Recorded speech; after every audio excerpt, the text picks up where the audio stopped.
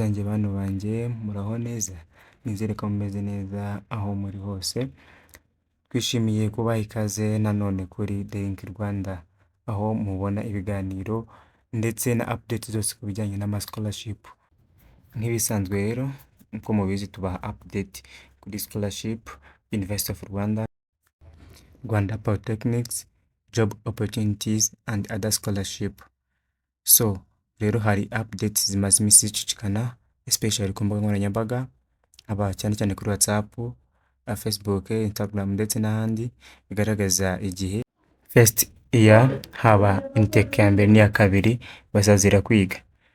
Hari update rero, hari ibibazo byinshi bigenda bibazwa ku banyeshuri baziga muri year 1 intakes zose, nk'uko byatangajwe ko bazatangira kwiga kuri 27 z'ukwa 10, ariko bikaba bitaraba official ngo University of Rwanda itange itangazo. Rero ntimugire ikibazo, tugiye kubasubiza ibibazo byose muri kwibaza, tubahe n'inama ndetse n'uburyo mugomba kubikora kugira ngo mubashe kuba abanyeshuri buzuye ba University of Rwanda.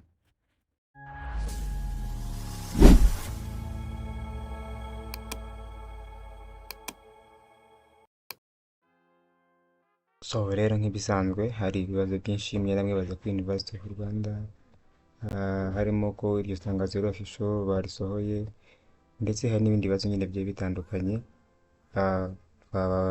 twabashyiriye hamwe ngo tubibasobanurire, tubahe n'ibisubizo byabyo. Nk'urugero yabajije ngo ese ko bavuze ko tuzatangira kuri 27 z'ukwa 10, ubwo kuhagera ni ryari? Mbere na mbere twagira ngo tubanze tushyireho umucyo. Itariki 27 umuntu wabivuze ni umuvugizi wa UR Kabagambe, yabivuze kuri X. Hari uwamubajije ngo watubwiye igihe year 1 izatangirira. Year 1 start on October 27. Muri make ibi bivuze ko abanyeshuri bose bo muri year 1 haba intake ya mbere n'iya kabiri bazatangirira kuri 20. Ko bavuze ko year 1 mwese muzaza ku itariki 27 z'ukwa 10, akaba aribwo amasomo azatangira. Ntibivuze ko aricyo gihe mushobora kuzera muri campus cyangwa se kuba muri hafi ya campus baboherejeho. Ubundi akenshi habaho icyo bita induction week. Induction week iba mbere yuko abanyeshuri batangira academic year.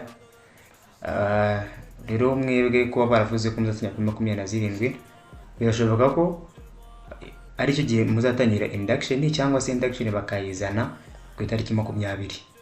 Ibyo rero mukume mwiteguye, ntihagiye igihinduka tuzahita tubamenyesha, tubaha amatangazo, kuko kugeza izi saha kuri University of Rwanda nta tangazo bari bwashyireho rijyanye no kujya ku ishuri kwa year 1. Undi muntu yabajije ngo ese turasabwa iki ubu none? Sobanurira no kwasubiza ibibazo byagiye byibazwa n'abanyeshuri bagiye baza muzabone living arguments imbere. Rero ukwiye kwitonda, ntabwo uzaba ugiyeyo kubw'impanuka. Babaha igihe gihagije cy'uko mugomba kwitegura kugira ngo muzajye kwiga mumeze neza. So abantu mwibazaga rero kuri Rwanda Polytechnics, naho turakora video tubereka uko application uburyo bihagaze na update muri Rwanda Polytechnics application. Hanyuma tunabereka uburyo wakora application muri Rwanda Polytechnics kuva utangiye kugeza usoje, utandukane nuko na kwa kundi wakwaga amafaranga kugira ngo bakorere application.